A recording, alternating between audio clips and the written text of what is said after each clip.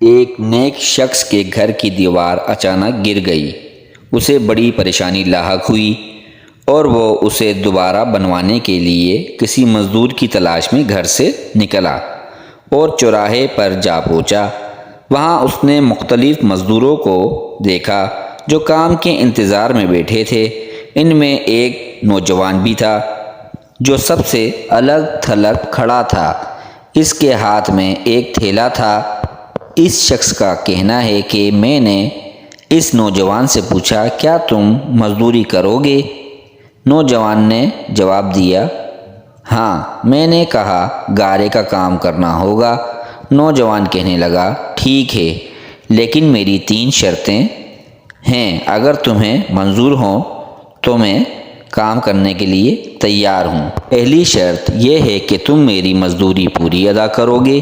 دوسری شرط یہ ہے کہ مجھ سے طاقت اور صحت کے مطابق کام لو گے۔ اور تیسری شرط یہ ہے کہ نماز کے وقت مجھے نماز ادا کرنے سے نہیں روکو گے۔ میں نے یہ تینوں شرطیں قبول کر لیں اور اسے ساتھ لے کر گھر آ گیا، جہاں میں نے اسے کام بتایا اور اسی ضرورت کام سے باہر چلا گیا۔ جب میں شام کے وقت واپس آیا تو دیکھا کہ اس نے عام مزدوروں سے دگنا کام کیا تھا۔ میں نے باخوشی اس کی اجرت ادا کی اور وہ چلا گیا۔ دوسرے دن میں اس نوجوان کی تلاش میں دوبارہ اس چوراہے پر گیا، لیکن وہ مجھے نظر نہیں آیا۔ میں نے دوسرے مزدوروں سے اس کے بارے میں دریافت کیا تو انہوں نے بتایا کہ وہ ہفتے میں صرف 1 دن مزدوری کرتا ہے۔ یہ سن کر میں سمجھ گیا کہ وہ عام مزدور نہیں بلکہ کوئی بڑا آدمی ہے۔ میں نے اس کا پتہ معلوم کیا اور اس جگہ جا پہنچا۔ دیکھا کہ وہ نوجوان زمین پر لیٹا ہوا تھا اور اسے سخت بخار تھا۔ میں نے اس سے کہا، میرے بھائی، تو یہاں اجنبی ہے، تنہا ہے اور پھر بیمار بھی ہے۔ اگر پسند کرو تو میرے ساتھ میرے گھر چلو اور مجھے اپنی خدمت کا موقع دو۔ اس نے انکار کر دیا، لیکن میرے مسلسل اصرار پر مان گیا، لیکن ایک شرط رکھی کہ وہ مجھ سے کھانے کی کوئی شے نہیں لے گا۔ میں نے اس کی یہ شرط بھی منظور کر لی اور اسے اپنے گھر لے آیا۔ وہ 3 دن میرے گھر قیام پرہیز رہا، لیکن اس نے نہ تو کسی چیز کا مطالبہ کیا اور نہ ہی کوئی چیز لے کر کھائی۔ چوتھے روز اس کے بخار میں شدت آ گئی تو اس نے مجھ سے اپنے پاس بلایا اور کہنے لگا، میرے بھائی، لگتا ہے کہ اب میرا آخری وقت آ گیا ہے، لہٰذا جب میں مر جاؤں تو میری اس وصیت پر عمل کرنا۔ جب میری روح جسم سے نکل جائے تو میرے گلے میں رسی ڈالنا اور گھسیٹتے ہوئے باہر لے جانا اور اپنے گھر کے ارد گرد چکر لگوانا اور یہ صدا دینا کہ لوگو، دیکھ لو، اپنے رب تعالیٰ کی نافرمانی کرنے والے کا یہ حشر ہوتا ہے۔ شاید اس طرح میرا رب عز و جل مجھے معاف کر دے۔ جب تم مجھے غسل دے چکو تو مجھے انہی کپڑوں میں دفن کر دینا۔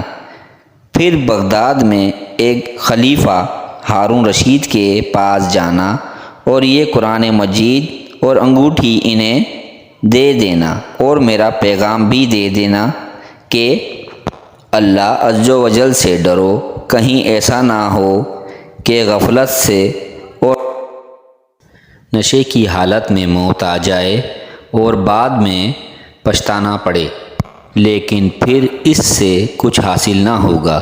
وہ نوجوان مجھے یہ وصیت کرنے کے بعد انتقال کر گیا۔ میں اس کی موت کے بعد کافی دیر تک آنسو بہاتا رہا اور غم زدہ رہا۔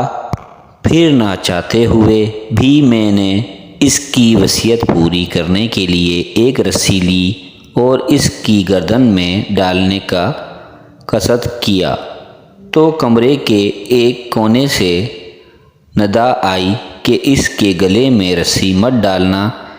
کیا اللہ عزوجل کے اولیاء سے ایسا سلوک کیا جاتا ہے؟ یہ سن کر میرے بدن میں کپ کپی طاری ہو گئی۔ یہ سننے کے بعد میں اس کے پاؤں کو بوسہ دیا اور اس کے کفن اور دفن کا انتظام کرنے چلا گیا۔ اس کی تفتین سے فارغ ہونے کے بعد میں اس کی قرآن پاک اور انگوٹھی لے کر خلیفہ کے محل کی جانب روانہ ہو گیا۔ وہاں جا کر میں نے اس نوجوان کا واقعہ ایک کاغذ پر لکھا اور محل کے داروغہ سے اس سلسلے میں بات کرنا چاہی تو اس نے مجھے جھڑک دیا اور اندر جانے کی اجازت دینے کے بجائے اپنے پاس بٹھا لیا۔ آخر کار خلیفہ نے مجھے اپنے دربار میں طلب کیا اور کہنے لگا، کیا میں اتنا ظالم ہوں کہ مجھ سے براہ راست بات کرنے کی بجائے رقے کا سہارا لیا؟ میں نے عرض کیا، اللہ تعالیٰ آپ کا اقبال بلند کرے، میں کسی ظالم کی فریاد لے کر نہیں آیا بلکہ ایک پیغام لے کر حاضر ہوا ہوں۔ خلیفہ نے اس پیغام کے بارے میں دریافت کیا تو میں نے وہ قرآن مجید اور انگوٹھی نکال کر اس کے سامنے رکھ دی۔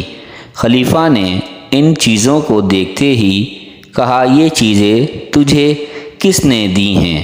میں نے عرض کی، ایک گارا بنانے والے مزدور نے۔ خلیفہ نے ان لفظ کو 3 بار دہرایا، گارا بنانے والا، گارا بنانے والا، گارا بنانے والا، اور رو پڑا۔ کافی دیر رونے کے بعد مجھ سے پوچھا، وہ گارا بنانے والا اب کہاں ہے؟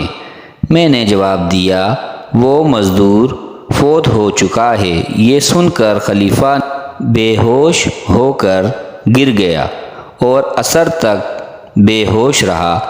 میں اس دوران حیران اور پریشان وہیں موجود رہا۔ پھر جب خلیفہ کو کچھ افقہ ہوا تو مجھ سے دریافت کیا، اس کی وفات کے وقت تم اس کے پاس تھے؟ میں نے اس بات پر سر ہلا دیا تو کہنے لگا، اس نے تجھے کوئی وصیت بھی کی تھی؟ میں نے اسے نوجوان کی وصیت بتائی اور وہ پیغام بھی دے دیا جو اس نوجوان نے خلیفہ کے لیے چھوڑا تھا۔ جب خلیفہ نے یہ ساری باتیں سنی تو مزید غمگین ہو گیا اور اپنے سر سے امامہ اتار دیا، اپنے کپڑے چاک کر ڈالے اور کہنے لگا، اے مجھے نصیحت کرنے والے، اے میرے زاہد، او پارسا، اے میرے شفیق۔ اس طرح کے بہت سے القابات خلیفہ نے اس مرنے والے نوجوان کو دیے اور مسلسل آنسو بھی بہاتا رہا۔ یہ سارا معاملہ دیکھ کر میری حیرانی اور پریشانی میں مزید اضافہ ہو گیا۔ خلیفہ ایک عام سے مزدور کے لیے اس قدر غمزدہ کیوں ہے؟ جب رات ہوئی تو خلیفہ نے مجھ سے اس کی قبر پر لے جانے کی خواہش ظاہر کی تو میں اس کے ساتھ ہو لیا۔ خلیفہ چادر میں منہ چھپائے میرے پیچھے پیچھے چلنے لگا۔ جب ہم قبرستان میں پہنچے تو میں نے ایک قبر کی طرف اشارہ کر کے کہا، علی جاں، یہ اس نوجوان کی قبر ہے۔ خلیفہ اس کی قبر سے لپٹ کر رونے لگا۔ پھر کچھ دیر رونے کے بعد اس کی قبر کے سرہانے کھڑا ہو گیا اور مجھ سے کہنے لگا، یہ نوجوان میرا بیٹا تھا، میری آنکھوں کی ٹھنڈک اور میرے جگر کا ٹکڑا تھا۔ ایک دن یہ رقص و سرور کی محفل میں گم تھا کہ ایک مکتب میں کسی بچے نے یہ آیت کریمہ تلاوت کی، ترجمہ کنز الایمان، کیا ایمان والوں کو ابھی بھی وہ وقت نہ آیا کہ ان کے دل جھک جائیں اللہ کی یاد کے لیے؟ جب اس نے یہ آیت سنی تو اللہ تعالیٰ کے خوف سے تھر تھر کانپنے لگا اور اس کی آنکھوں سے آنسوں کی جھڑی لگ گئی اور یہ پکار پکار کر کہنے لگا کیوں نہیں، اور یہ کہتے ہوئے محل کے دروازے سے باہر نکل گیا۔ اس دن سے ہمیں اس کے بارے میں کوئی خبر نہ ملی، یہاں تک کہ آج تم نے اس کی وفات کی خبر دی۔ سمجھدار اور عقل مند کے لیے اتنا ہی نصیحت کافی ہے۔ نصیحت کرنا تو بہت آسان ہے، مگر اس کو قبول کر کے اس پر عمل کرنا بہت ہی مشکل ہے، کیونکہ جن لوگوں کے دلوں میں دنیاوی لذت اور نفسیاتی خواہشات کا غلبہ ہو، ان کو نصیحت اور بھلائی کی باتیں کڑوی لگتی ہیں۔ اللہ تعالیٰ سے دعا ہے کہ ہم سب کے ایمان کی حفاظت کرے، آمین۔